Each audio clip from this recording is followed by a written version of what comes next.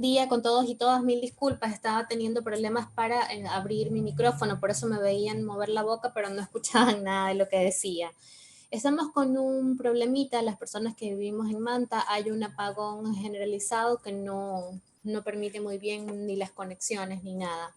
En todo caso, muchísimas gracias, bienvenidos a esta nueva semana de talleres. El día de hoy nos acompaña el doctor Gustavo Aragundi. Él ha trabajado para la Arquidiócesis de Puerto Viejo, para el Ministerio de Salud, y actualmente trabaja en el Centro de Atención Primaria Pachinche Adentro. A continuación, entonces, Gustavo, te doy paso para iniciar el taller de hoy.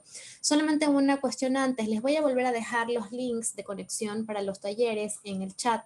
Les puse un mensaje hace un momento. Estamos teniendo problemas para poder enviarles a los correos, pero para quienes ya los tienen, no necesitan nuevos links. Son los mismos links durante todo este proceso de talleres. Entonces, con los mismos ingresan todo el tiempo a las 9 de la mañana y en la tarde, ¿ok? Entonces, empecemos, Gus. En honor al tiempo, empecemos. Muchísimas gracias.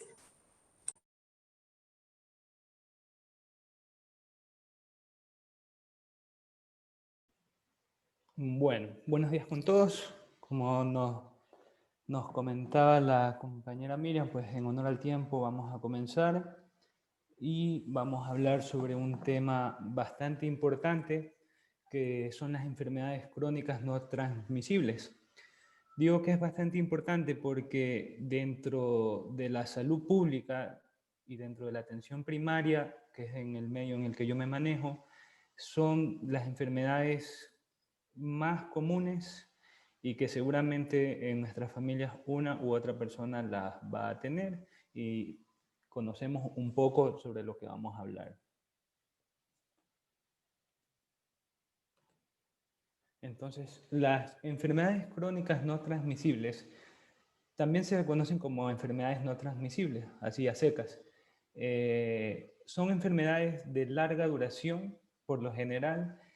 Son enfermedades también consideradas crónicas, ya vamos a ver más adelante cuáles son las más conocidas, y se deben a una combinación de factores, ¿sí? Factores fisiológicos, es decir, del propio organismo, genéticos de nacimiento, y ambientales, y en cierto modo también los factores sociales o socioeconómicos, ¿verdad?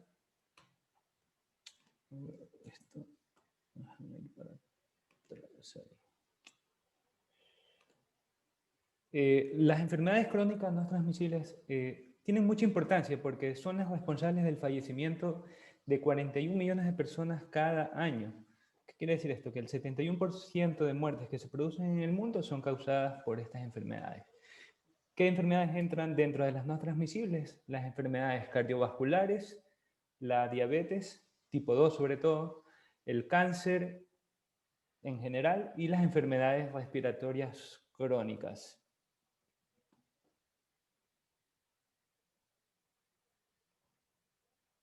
En el Ecuador, según el último boletín estadístico de defunciones del año 2019, emitido por el Instituto Nacional de Estadísticas y Censos, tenemos dentro de las 5 primeras causas de muerte enfermedades crónicas no transmisibles.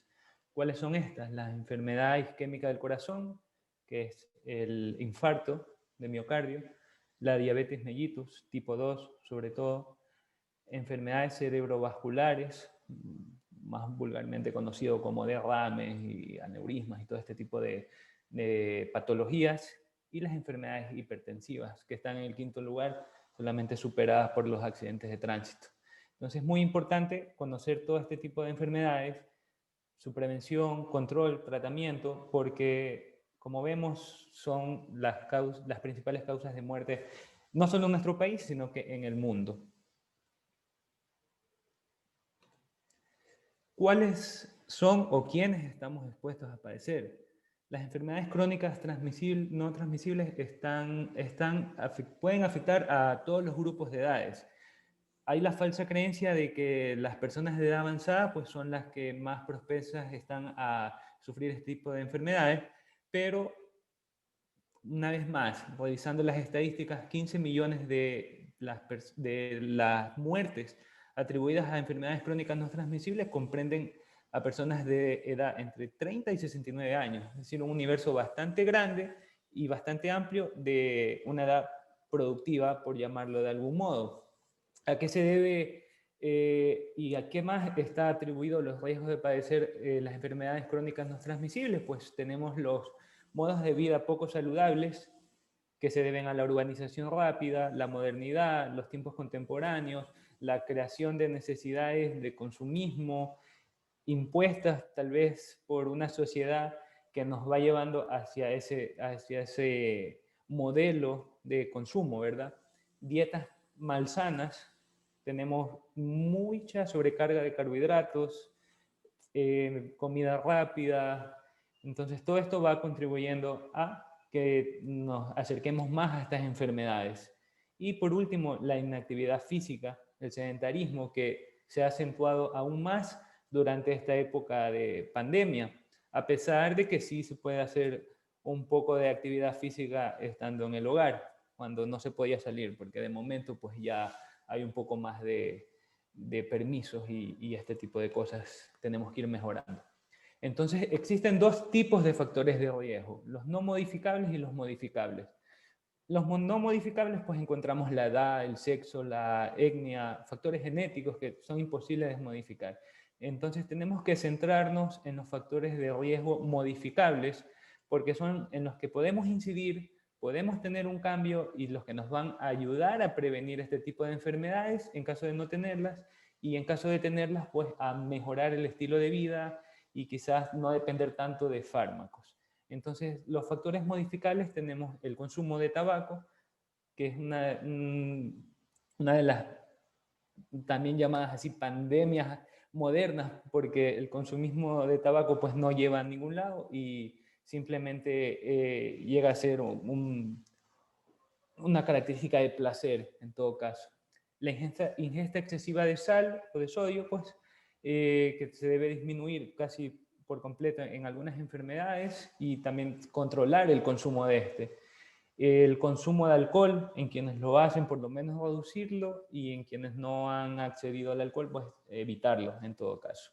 Y la inactividad física, que como les comentaba, pues es uno de los factores que quizás sea más fácil de cambiar en nuestras vidas. Dentro de la prevención y control de las enfermedades crónicas no transmisibles, tenemos que comenzar por la reducción de factores de riesgo. Como los comentaba anteriormente, los factores de riesgo no modificables sería lo más importante dentro de la prevención, porque de este modo pues vamos evitando el camino hacia este tipo de enfermedades. Un enfoque integral, quiere decir esto, que no todo depende del Estado, tiene que haber protocolos, políticas en salud, una participación ciudadana dentro de los procesos de la salud, porque hay que dejar de mirar la salud como un proceso asistencialista y pasar a un modo más activo, participativo, porque no todo se va a solucionar con medicamentos.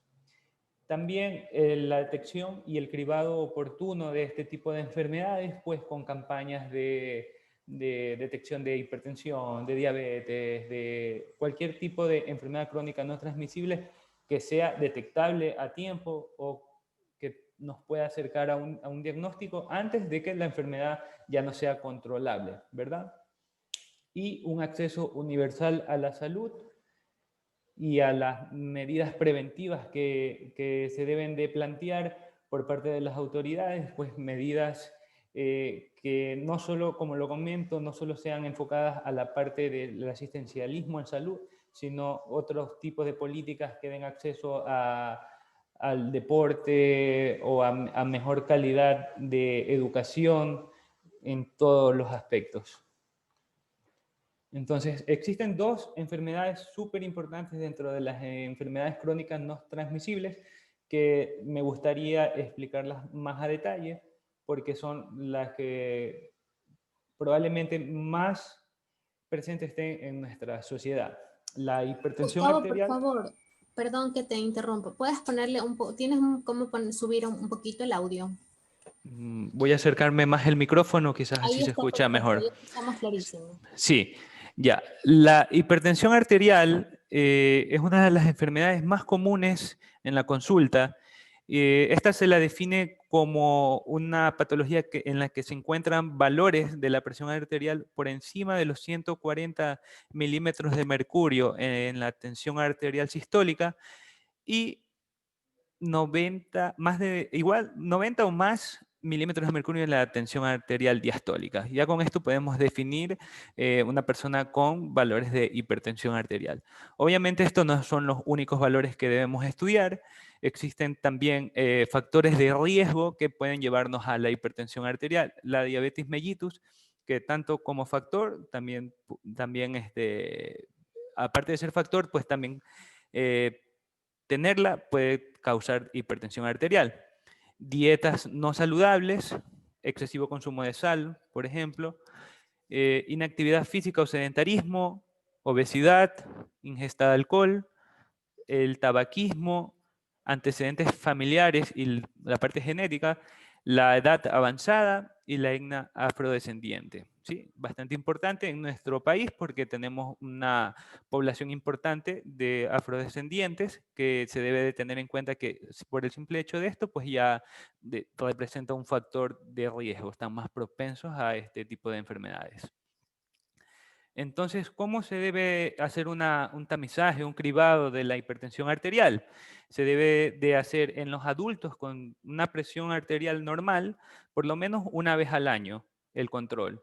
Mientras que en los adultos con tensión arterial normal, pero que tienen factores de riesgo, por ejemplo, obesidad, fumadores, son sedentarios, no tienen actividad física, llevan una vida malsana, o descontrolada, pues se debe hacer un control semestral de la presión arterial. Entonces, en este cuadro que tenemos aquí, tratamos de explicar tomada de las guías de la hipertensión arterial del Ministerio de Salud Pública, que es nuestro ente rector, tomamos la presión arterial óptima por menos de 120 milímetros de mercurio, la presión sistólica, y menos de 80 milímetros de mercurio, la diastólica, ¿sí? La óptima. Dentro de la parte normal, pues encontramos la normal alta, que va de 120 a 129 milímetros de mercurio, la sistólica, y la diastólica entre 80 y 84. Hasta ahí estamos dentro de lo normal, ¿no? Normal alta es la que todavía no es necesario agregar medicamentos, tratamiento farmacológico, sino que simplemente con cambios en el estilo de vida podemos mejorar estos valores. Entre estas está, la normal alta está en valores de 130 a 139 sistólica y la diastólica entre 85 y 89. Dentro de los grados ya de hipertensión, pues encontramos los 3 grados de hipertensión del 1 al 3, pues que van aumentando los valores, y la hipertensión sistólica aislada. Cualquier tipo de hipertensión, pues debe ser evaluada. O sea, cada persona es un mundo único y no siempre lo que va a funcionar con una persona va a funcionar con las demás. Entonces se debe hacer una evaluación exhaustiva, una buena historia clínica, examen físico, exámenes de laboratorio cuando se requiera, para dirigir el tratamiento, ya sea en un tratamiento con un solo fármaco o con varios fármacos, ¿no? Dependiendo de la respuesta que tenga cada persona a los tratamientos que se puedan dar. Entonces, dependiendo de qué, vamos a pensar en un tratamiento u otro, dependiendo de la presión arterial, de los valores, ¿no? Hay presiones arteriales, sobre todo la del grado 2, 3 y la aislada, pues en muchos casos puede causar daños de órganos blancos. Los órganos blancos, pues son los órganos, por así decir, más importantes del cuerpo: el corazón, el cerebro, los riñones, las arterias periféricas y los ojos, ¿verdad? Entonces, son patologías que se van presentando y se asocian a la hipertensión, como son en el corazón la hipertrofia, es decir, el crecimiento ventricular izquierdo, las anginas o los infartos, y cuando hay revascularizaciones de las arterias coronarias o las insuficiencias. En cuanto al cerebro, pues cuando hay ictos, accidentes isquémicos transitorios, vamos a claramente estos son dados por la presión arterial alta. Entonces tenemos que tener en cuenta que está habiendo un daño de órgano blanco y dar el tratamiento oportuno. En cuanto al riñón, pues el principal daño es la enfermedad renal crónica, que esto se puede presentar tanto en la hipertensión como en la diabetes mellitus 2.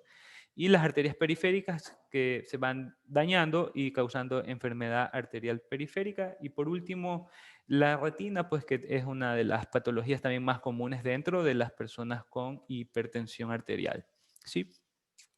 Entonces, ¿cómo podemos cambiar todo esto sin necesidad en un inicio de comenzar con fármacos, el estilo de vida saludable?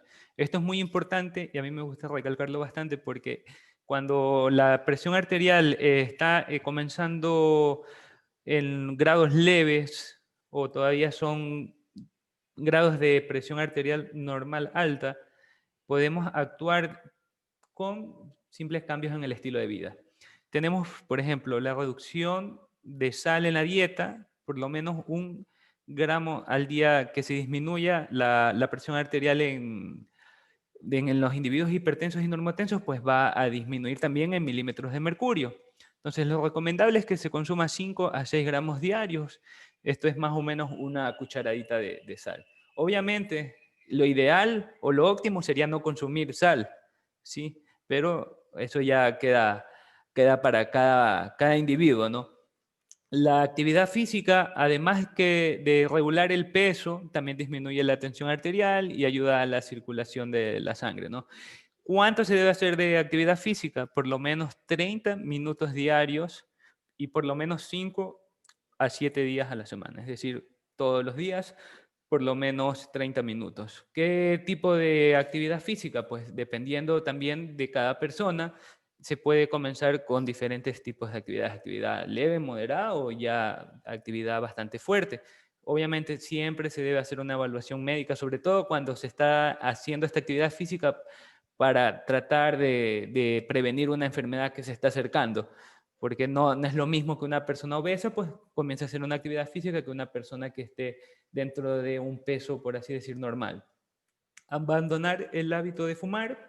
Más adelante vamos a ver cuánto repercute cada uno de estos cambios en el estilo de vida en la presión arterial. Reducir el consumo de bebidas alcohólicas si es que ya consume o evitarlo si es una persona que no ha bebido nunca alcohol. Y promover el peso saludable para prevenir la hipertensión y las enfermedades cardiovasculares. Entonces, el tratamiento no farmacológico estaríamos con el cambio en las prácticas de vida saludable.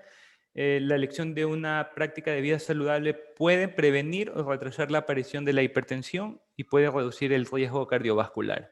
Eso es importantísimo saberlo.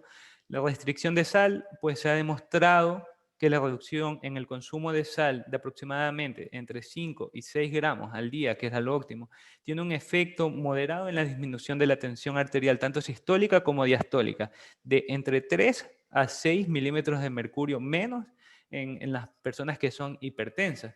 Entonces es bastante importante tener en cuenta la parte que siempre se recomienda de la restricción de la sal. En cuanto a la reducción del consumo de alcohol y al abandono del tabaco, también influyen bajo a los valores de la tensión arterial, disminuyéndolo en 1 o 2 milímetros de mercurio respectivamente cada factor. Los cambios en la dieta, pues la verdad es que dentro de las guías de práctica clínica que hay en el Ministerio de Salud, basados en la evidencia científica, la mejor dieta es la dieta mediterránea. Obviamente, trasladando eso a nuestro contexto es un poco complicado por los altos costos que puede suponer esta, pero hay alternativas dentro de nuestro contexto que nos pueden ayudar, ¿no? Entonces, lo recomendable es el alto consumo de grasas monoinsaturadas, como el aceite de oliva, que es parte de la dieta mediterránea, pero podemos acceder a aceites de girasol, que también es un poco más económico dentro de nuestro medio y que también tiene bueno, algunas propiedades similares al aceite de oliva. Un alto consumo de pescado por el gran aporte de ácidos grasos poliinsaturados, por lo menos 2 a 3 veces a la semana, sobre todo el pescado azul, que es el pescado el más pequeñito, el de espinas, el más, que tiene más olor a pescado, pues es el que más ácidos grasos poliinsaturados va a aportar a la dieta, ¿sí? elevado consumo de verduras, leguminosas, frutos, cereales y frutos secos. Esto también hay que tratar de trasladar todo esto a nuestro contexto. Tenemos la suerte de vivir en un país donde somos privilegiados en la parte de la producción de verduras, frutas, incluso frutos secos, casi todo el año, y se puede conseguir bastante bien estos productos. El consumo frecuente de productos lácteos y el moderado consumo de carnes rojas. El otro parte del tratamiento es la reducción del peso, pues que, como les comentaba, disminuye entre 5 y 20 milímetros de mercurio la presión arterial y el ejercicio físico también. Entonces, dentro del tratamiento farmacológico van a haber siempre varias alternativas y como les he venido comentando, cada paciente, de acuerdo a la evaluación que haga el médico, va a tener una u otra alternativa. Generalmente el tratamiento farmacológico siempre tiene que ir asociado al cambio de estilo de vida, porque no va a ser posible que solo con el fármaco se llegue a una solución, ¿sí? La monoterapia, es decir, el uso de un solo medicamento, suele ser efectiva en la hipertensión arterial leve, ¿sí? Pero luego de la hipertensión arterial moderado o grave, pues ya es casi imposible que con un solo medicamento podamos mantener o llegar a los objetivos de presión arterial deseados. Entonces, ¿cuáles son los medicamentos que utilizamos frecuentemente? Los IECAS, que son los inhibidores de la enzima convertidora de angiotensina, son los más comunes, los ARA2, los diuréticos tiazídicos. Estos de aquí, como les muestro en esta imagen, pues tenemos los diferentes tipos de combinaciones que podemos hacer. Es importante igual que lo sepan, de medicamentos para controlar y llegar a los objetivos de presiones deseadas, ¿no? En los que nunca se van a unir, pues los IECAS y los ARA2, que son los antagonistas de los receptores de la angiotensina 2, y luego podemos unir IECAS con diuréticos o diuréticos con calcio antagonistas, bueno, o beta bloqueantes, entre otros.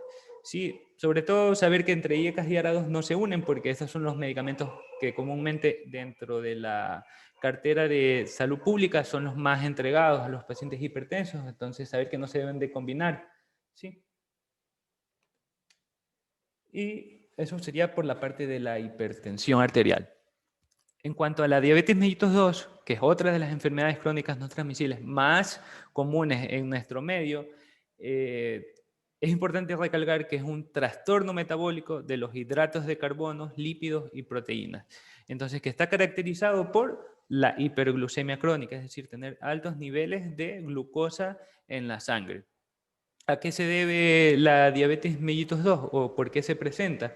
Por defectos multiorgánicos, ¿sí? Generalmente hay insulinoresistencia, es decir, que la insulina que produce el cuerpo no logra tener efectividad en la parte muscular, que es sobre todo donde se consume la glucosa, y porque hay deterioro de las funciones de las células beta pancreáticas, que son las que producen la insulina en el páncreas, ¿verdad? Entonces, la patología tiene una presentación diversa, ¿sí? La aparición clínica de la diabetes mellitus tipo 2 suele ser una edad adulta, porque es un camino largo y se está relacionado con factores ambientales como son la alimentación y la obesidad, es decir, malos estilos de vida, malas dietas malsanas, lo que comentábamos dentro de los factores generales de las enfermedades crónicas no transmisibles, ¿sí? Entonces, esto es una enfermedad progresiva, la diabetes mellitus 2. Con solo tener esta enfermedad, pues ya tenemos un aumento de riesgo cardiovascular, de cualquier enfermedad cardiovascular. Es decir, también tener diabetes puede llevarnos a hipertensión y la hipertensión nos puede llevar a la diabetes, que era lo que les trataba de comentar en las diapositivas de la hipertensión arterial. Hay una disminución de la función de las células beta pancreáticas, luego hay una resistencia a la insulina por parte de los músculos y luego tenemos la glucosa alterada. Este sería el camino que toma la enfermedad, el proceso natural de la enfermedad, desde el inicio hasta que ya tenemos que tomar acciones farmacológicas, ¿verdad?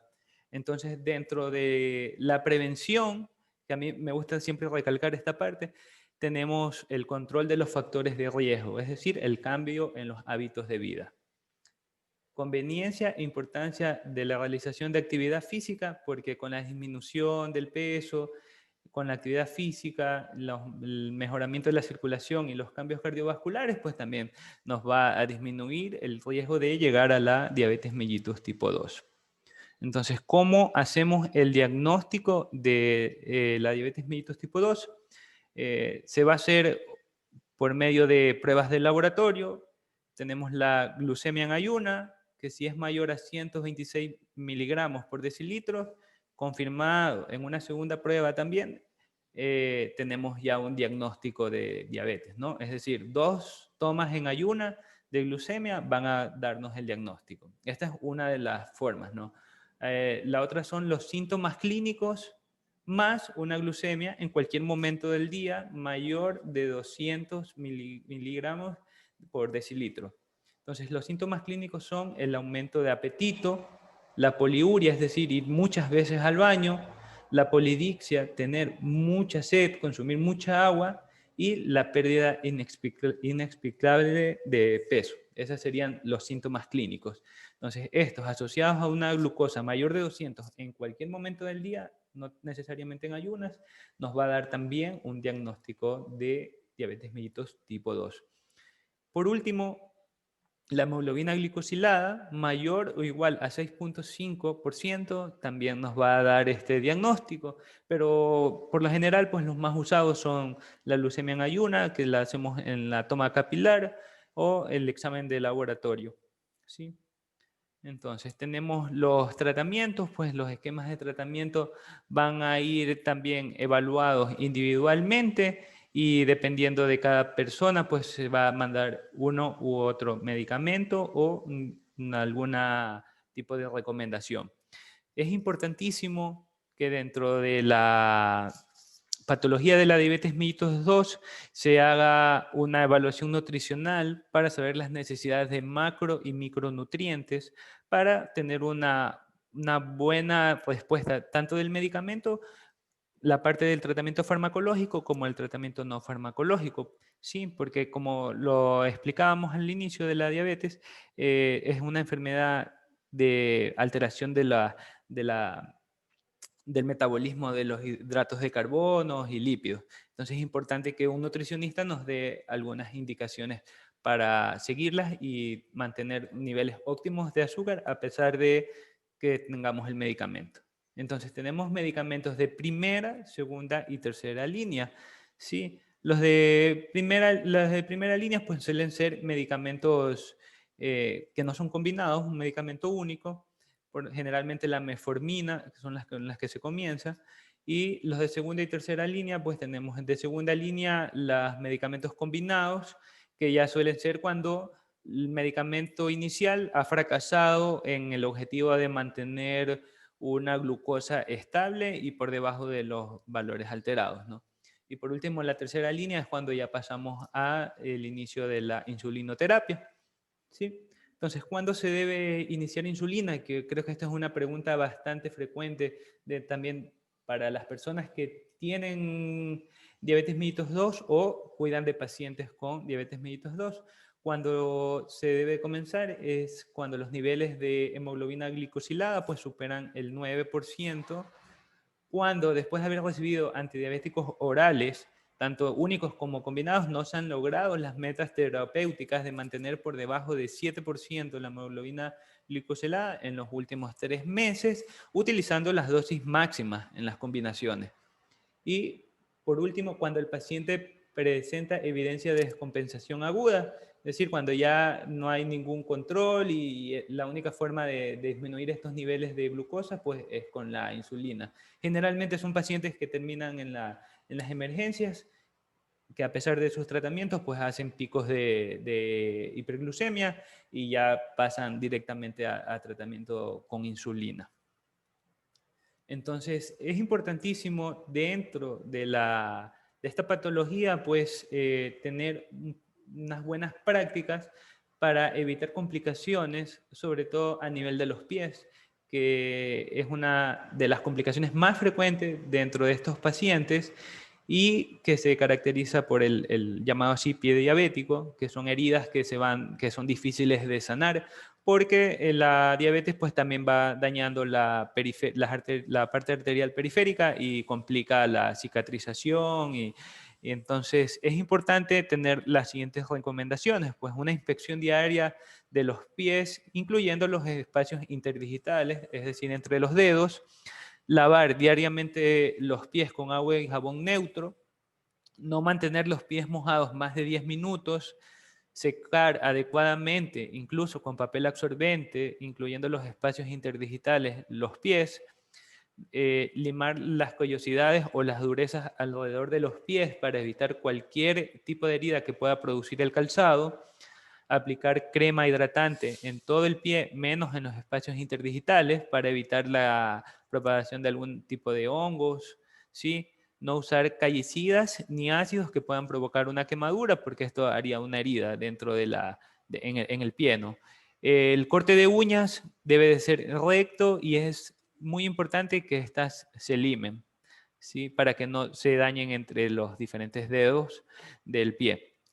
Las medias deberán ser sin costura ni elástico, evitando tejidos sintéticos, de preferencia de color blanco, para evidenciar cualquier tipo de sangrado o infección, ¿sí? Comprobar el interior del zapato antes de usarlo, siempre por si hubiera algún cuerpo extraño, sobre todo porque se pierde la sensibilidad y a veces estos pacientes en el calzado tienen algún tipo de objeto, llamémoslo un cuerpo extraño, piedra, y les puede ir causando una herida que ellos no van a sentir y luego ya viene la complicación, ¿no? Los zapatos serán o deben ser de piel, de tacón bajo, de una horma ancha para evitar que los pies estén apretados, sin costuras y se deben de abrochar de una forma que no compriman el pie. O sea, lo ideal serían zapatos con cordones o con velcro, ¿no? Estos que pegan y despegan. Y para una indicación importante al momento de comprar los zapatos en este tipo de personas, y bueno, en general, es que se los compren en última hora de la tarde, que es cuando el pie alcanza el máximo volumen, por si hay retención de líquido o algo parecido. Y importantísimo, por último, no caminar descalzo, ni usar ningún tipo de calefactor, ni bolsas de agua caliente. Bueno, esto ya pasa para, como son guías de práctica clínica de evidencia científica internacional, pues ya pasa para otro tipo de países, ¿no? En nuestro medio, pues creo que no sería necesario esa parte. Entonces, eso en cuanto a la diabetes mellitus tipo 2. Las enfermedades crónicas no transmisibles y el COVID-19, también creo que dentro del contexto en que nos encontramos es importante por lo menos mencionar cosas que se deben de tener en cuenta durante este tiempo que estamos pasando, que es que las personas con este tipo de enfermedades pues tienen un mayor riesgo de muerte incluso frente al COVID-19. Y podemos poner un ejemplo simple, un fumador, un paciente que tenga el hábito de fumar, tiene una capacidad menor pulmonar, es decir, de oxigenación, y por lo tanto, si contrae esta enfermedad, pues será un paciente con muchas complicaciones o de difícil tratamiento, sobre todo sabiendo que no tiene cura y que el oxígeno pues es la principal dificultad, la oxigenación va a ser la principal dificultad con esta enfermedad. Es importante mantenerse informado, ¿sí? Es fundamental, tal como se hace este ciclo de exposiciones, es importante que se esté dando todo este tipo de temas y tener un poquito de conocimientos, porque ha sido difícil acceder a los servicios de salud, que han tenido dificultad para adaptarse a la atención adecuada a las personas que mantienen estas enfermedades. Entonces, sería importante, dentro de lo posible, continuar con un control y tratamiento adecuado, ¿sí? Sea ya por videoconsultas o cuando ya no quede de otra, o sea, muy necesario, pues una consulta presencial. Por último, me gustaría dar unas recomendaciones finales en general, hablando de todas las enfermedades crónicas no transmisibles. Y una vez más, recalcar que es importante tener un hábito nutricional saludable, no saltarse las comidas, preferir el agua sobre otras bebidas, sobre todo bebidas gaseosas o jugos que usualmente pues, se les agrega azúcar, evitar frituras, reducir el consumo de sal. Como hemos visto, sobre todo este último punto, pues ayuda a disminuir la presión arterial en varios milímetros. Entonces, a veces con este tipo de medidas se evita llegar a la parte farmacológica, sobre todo en las etapas leves o tempranas. Ejercicio físico, por lo menos 30 minutos de actividad física diaria, en general 150 minutos a la semana, o sea, es decir, casi 5 días por lo menos, ¿sí? Abandonar el tabaco.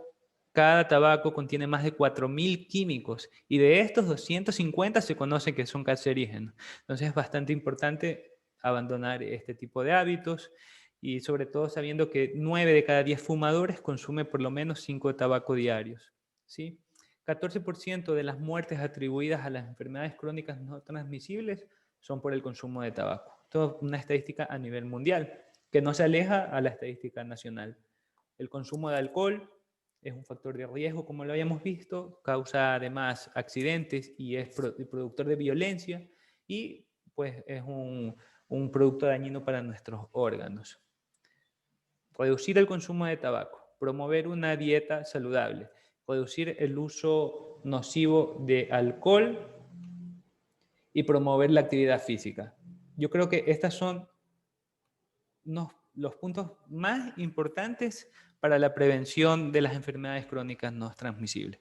Son puntos súper sencillos de cumplir, sí, porque no están alejadas de nuestras posibilidades y depende más de nuestra voluntad que de un fármaco para evitar enfermedades, ¿sí? Siempre es mejor, valga esa recomendación de que siempre es mejor prevenir que lamentar, porque así evitamos llegar a la parte asistencial que lamentablemente pues nos toca como médicos afrontar, pero que siempre se puede evitar y sale más económica tanto para el Estado como a nivel social y familiar.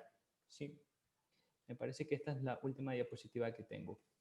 Entonces, ahora me imagino que si tienen alguna pregunta, pues voy a estar presto a responderla. Antes de darle paso a la compañera Miriam, también todas estas recomendaciones fueron tomadas de la Organización Mundial de la Salud, de la Organización Panamericana de la Salud y de las guías de práctica clínica del Ministerio de Salud Pública, que cuentan con evidencia científica.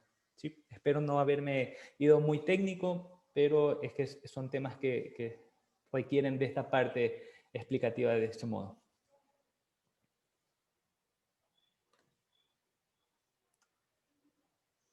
Vamos a ver aquí.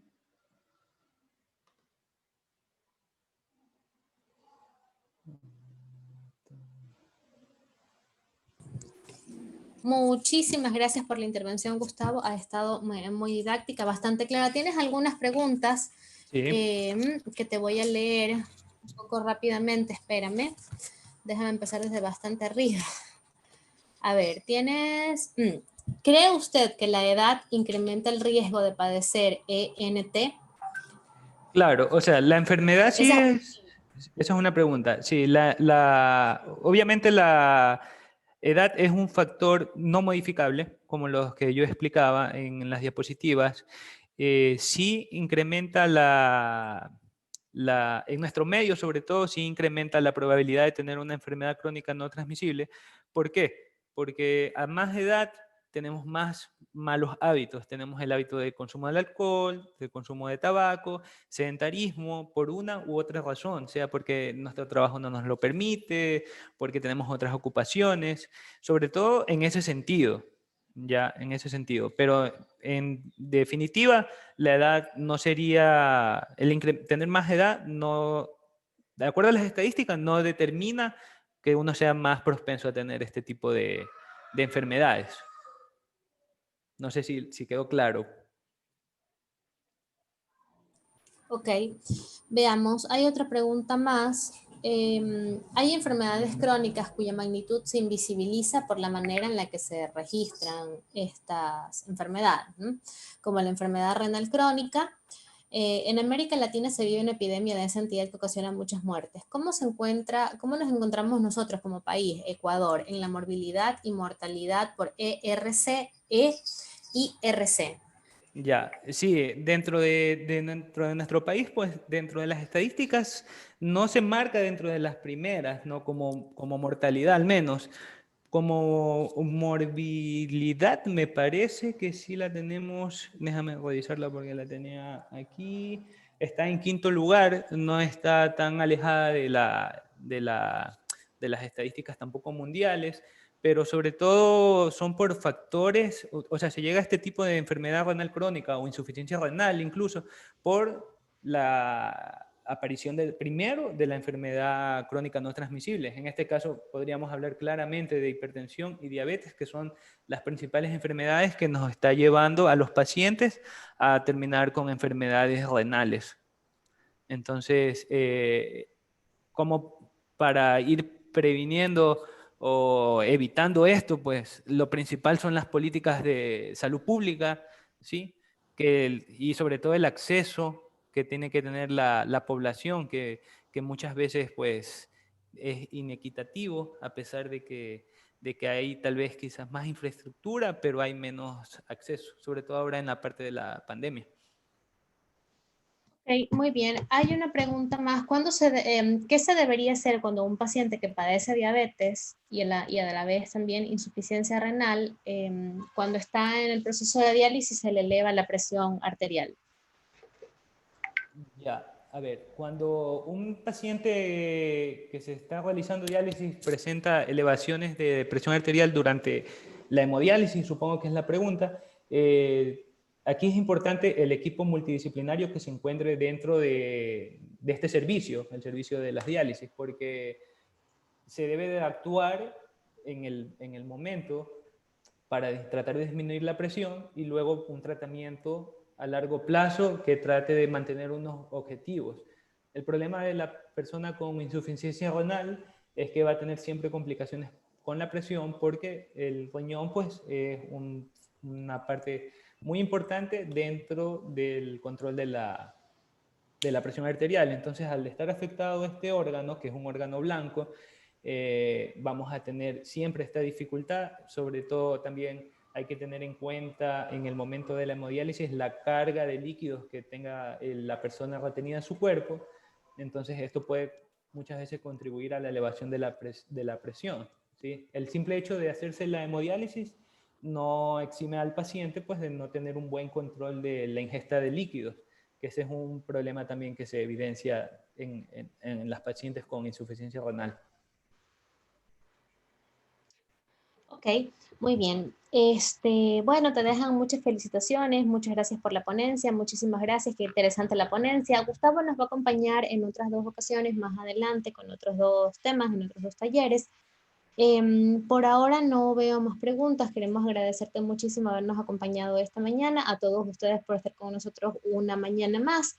Los espero en la tarde. Recuerden que los links son los mismos todo el tiempo. Ustedes con los links que ya tienen con anticipación registrados en sus correos y que yo he dejado por el chat pueden acceder sin ningún problema al taller de la tarde, ¿sí?